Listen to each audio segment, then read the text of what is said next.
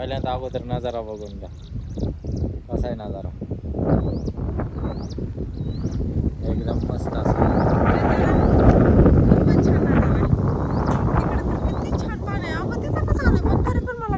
ते दिसत नाही कारण ते पलीकडे बाजूला तर इथं असं.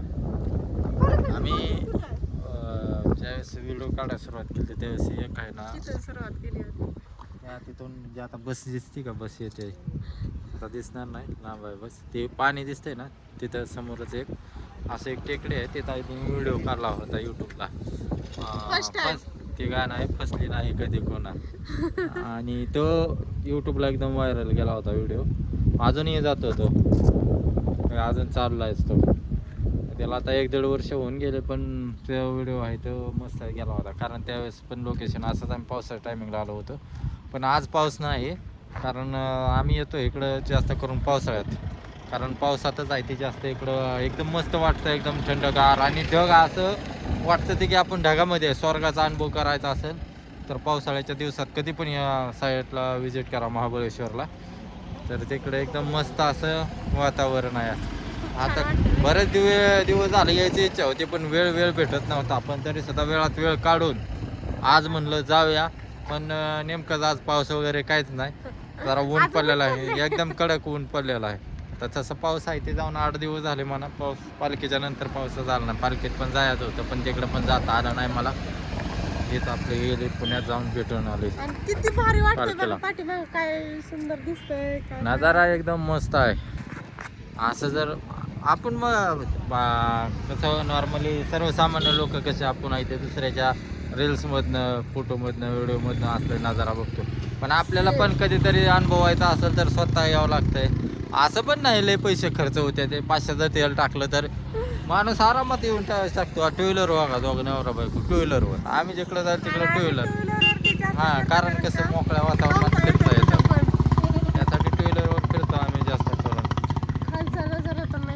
असं वाटतं इथंच राहावं, इथं. आणि आमचं असं आहे की कमीत कमी 250-300 किलोमीटर जरी असलं तर 1 डे ट्रिप आमची आहे ती एका दिवसात आम्ही कव्हर करतो. असं पण नाही की हे करत टाइमपास करत जिथं तिथं थांबत व्हिडिओ काढत.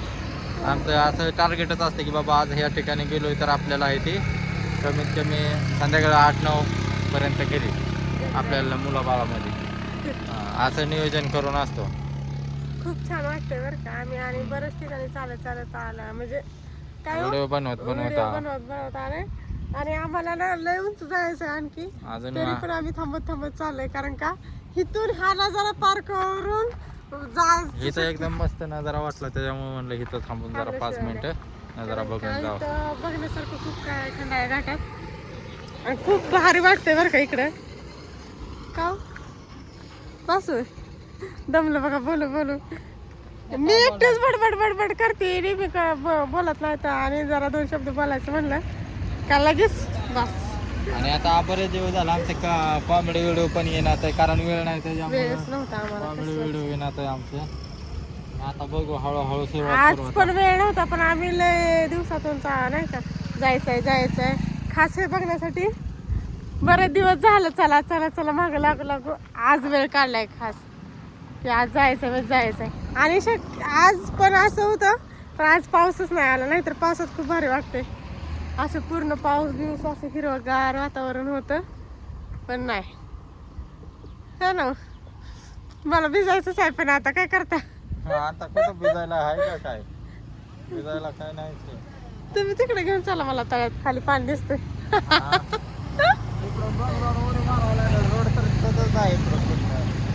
दिसतोय ना खालून बघा, नागमोडी रोड दिसतोय खाली. नाही पण तो तिकडे जातोय, तिकडे कुठं पलीकडे त्या साईडला रोडच नाही ना.